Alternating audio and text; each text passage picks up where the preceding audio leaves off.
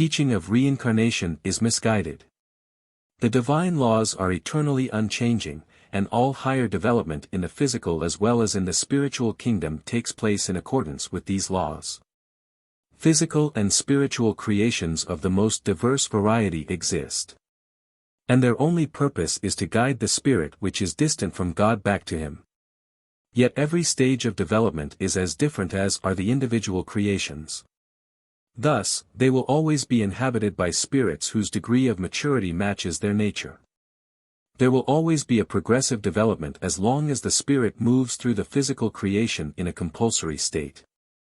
However, a standstill or decline of development can occur during the final stage of the physical creation as human being, but at the end of human life the spirit will irrevocably enter the beyond where no further physical creations exist. But even in the spiritual realm a standstill or decline can occur because the being retains its free will, which is, however, considerably weakened if it has only achieved a low degree of maturity.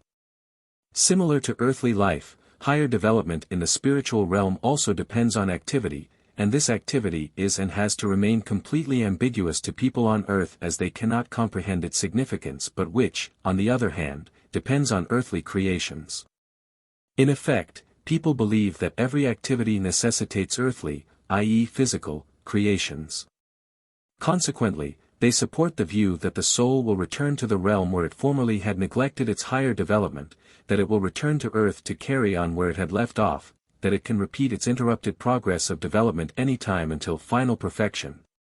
And this assumption leads to a teaching which does not comply with the truth, but which finds approval everywhere and is therefore widespread, to the teaching of reincarnation on earth. Only few people understand the disastrous effects of this teaching for humanity if it is not disproved and corrected. This teaching, in a way, overrules the divine law that, in accordance with the plan of divine wisdom, everything must advance if it wants to progress.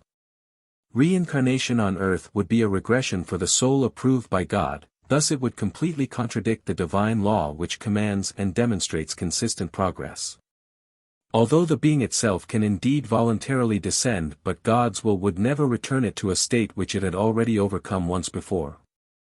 And it will never be permitted to arbitrarily repeat a course of action which it had previously failed. For it still has thousands upon thousands of opportunities to develop further, but they always take place on different creations and under completely different conditions. Amen.